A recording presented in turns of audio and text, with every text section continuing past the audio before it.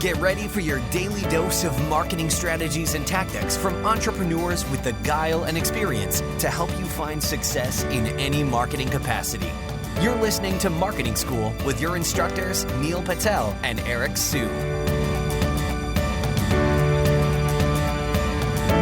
Welcome to another episode of Marketing School. I'm Eric Sue. And I'm Neil Patel. And today we're going to talk about 7 unconventional marketing tactics that you can use for 2017. So first and foremost, I really like what Russell Brunson is doing with ClickFunnels. Actually, yesterday I was showing Neil that he has this cool funnel where he's showing people, basically he has his own podcast called Marketing in Your Car. And he's converted that into a USB drive, and it's a free plus shipping offer. So, funnels are going to get bigger and bigger over time. I think, in a couple of years, we're going to see every business is basically doing funnels online just because, it's another way to maximize, your revenues. I would say, hey, try a free plus shipping offer in the front end. And then, you have other offers. Russell Brunson, for example, he has his mastermind and he has downsells, upsells, courses, and things like that. Definitely check it out. You can check out his tool. It's called clickfunnels.com. Another tactic that you should end up leveraging in 2017 is personalization with your website. HubSpot used to do a great example of this. I haven't seen it on their current version of their site. But if you visited their site and you put in your name and email, even if you weren't a customer, it would say like, welcome back, Neil. And the same goes with your website. Why can't it be personalized? Or if you notice someone's reading your blog post and they're all reading only like, let's say, e-commerce related blog posts, next time they come back, you should showcase the e-commerce blog posts just to them versus all of them. Why? Because they tend to read your e-commerce ones more than anyone else, right? All right, number 3 is micro-retargeting. So bear with me for a moment. Let's just think about it this way. When you're retargeting all of your audience, let's say, all the people that visit your website, okay, over a 180-day period, and you want them to download a lead magnet, well, your cost might be significantly higher because not everybody's interested in your lead magnet. You're not segmenting like Neil's mentioning, right? You want to speak to people that are more engaged, that are more interested in what you have to offer. So what you might do with Facebook, for example, you might set a bunch of audiences up. I'll use Single Grain Site as an example. I'll say, okay, we have a section for SEO services. We have a section for PPC services. Well, guess what? I want to only retarget people that have stayed, that have visited, 4+ pages that have, visited the service page, for example. Then I know they're really engaged. Or I think there's another tool out there. I don't know if it's called Connect Leads, but there's another tool out there that can help you even further segment your Facebook retargeting. I think I'll have to look for that. But what you can do is you can also target based on time on site too, but you can't target a specific page. So in this context, let's just focus on the specific page and how many times somebody has visited. From there, let's say if somebody has visited SEO services page 4 times or so, guess what? I'm going to send them to something else that's more relevant. I'm going to send them maybe an SEO ebook, right? Then the CPAs are going to be a lot lower because you're targeting people that are actually interested. And you're going to create all these different segments for different kinds of people on your site. It's going to take you time, but guess what? It's going to save you a lot of money in the long run. It's going to get you the right people in the right spots in your marketing automation sequence because you spent the time on this. Number 4, branding. You guys have all heard of the term branding. You guys know what it is, but everyone who does online marketing or is a new startup company, they're like, branding is useless. There's no direct ROI. You want to buy shoes, sports related? Where do you go? You don't go to Google like, hey, what's the best running shoes? You go to a store that sells Nike shoes. You want a credit card? You think about Visa and American Express. Why? It's not because you Googled credit cards. It's because you've seen all of their TV commercials. Am I telling you to run TV commercials? No. But 2017 is a year of branding in my eyes, and I think that's the biggest push. Think of Gary Vaynerchuk. You see him everywhere. His blog barely gets any traffic. You can type in his blog URL in Ahrefs or SEMrush, and you'll see what I'm talking about. Gets barely any traffic. His business, they released a number somewhere. I think it was like $100 million.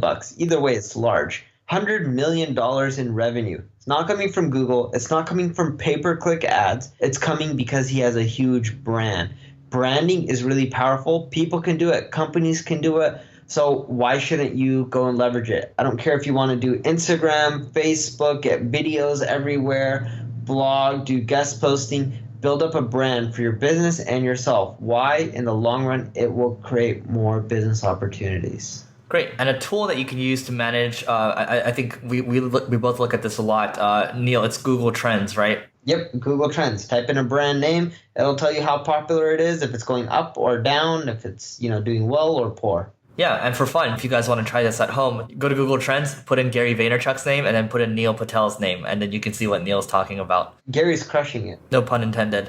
So next one is chat. I've talked about chat quite a bit. I think chat's going to get bigger and bigger. The fact that you're going to start to be able to run Facebook ads, or you can already basically trying to get people to open a chat with you. We think chat's going to get a lot bigger, and then you can actually, if somebody visits your page, you can actually send a message at them directly, I believe, as well. But you do have to go through a special kind of sequence to get that going. Digital Marketer does talk about this in one of their podcast episodes on getting chat set up, and they did actually generate a positive ROI from it. So even on, I'm talking about Facebook ads in that context, but even having on-site chat where you're talking to people based on how they're behaving. Again, we talked about segmentation, right? Micro-retargeting. We talked about segmenting people on your email lists. Well, this is kind of the same thing too. With chat, you want to be segmenting them and you want to be talking to people based on how they're behaving on your website, because not everybody is the same. Intercom is great for that. You can also use Drift as well from David Cancel. So chat is good. Check it out.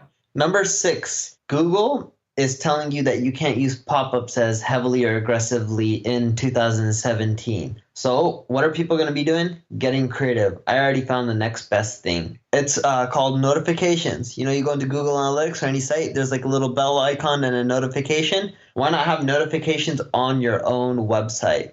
If you go to neilpatel.com/blog, you have to go to /blog because it's not on the home page. You may have to do this in a new incognito window. Bottom right corner, within 10 seconds, a bell pops up. Within 30 seconds, the bell is moving. It makes a quick sound, and it even has like a little one icon. In essence, it's a GIF. People click on it, I show them an offer, they convert. It's a really creative approach. In essence, I'm using the alerts that people use within SaaS applications or web applications on my website. Causes a ton of conversions. You'll see more people using it in 2017. All right, last but not least, number 7, content upgrading. So what we've been doing with our content, instead of, we're trying to hit the pause button right now instead of just churning out content mindlessly every single week. We're taking a look and we're saying, okay, what's the ROI of our content? What are our top performers? What needs a little boost? And we're going to go out there and we're going to upgrade the content. So we might look at a piece that needs a little tender loving care, or TLC. One of our posts on online marketing companies, we simply upgraded it by changing the links, changing some of the examples in there, adding to the length of it. All of a sudden, we're starting to rank for keywords like online marketing companies, right? Or online marketing strategies, which is really powerful. And guess what? All we need to do after that is build a couple links to it and then get it pushed up across a couple positions. And you just do this across the board. A lot of people, they just keep thinking forward, like, how do I keep producing new content? How do I keep producing content? When you should back up a second and say, hey, like, we already have all this great content. What can we do more with, right? Can we upgrade it? Can we repurpose it? What more can we do with this content to maximize the mileage on it? Neil, anything else to add before we hop off? That's it. We hit 7. All right, that's it for today's episode of Marketing School. We will see you tomorrow. This session of Marketing School has come to a close. Be sure to subscribe for more daily marketing strategies and tactics to help you find the success you've always dreamed of. And don't forget to rate and review so we can continue to bring you the best daily content possible. We'll see you in class tomorrow, right here on Marketing School.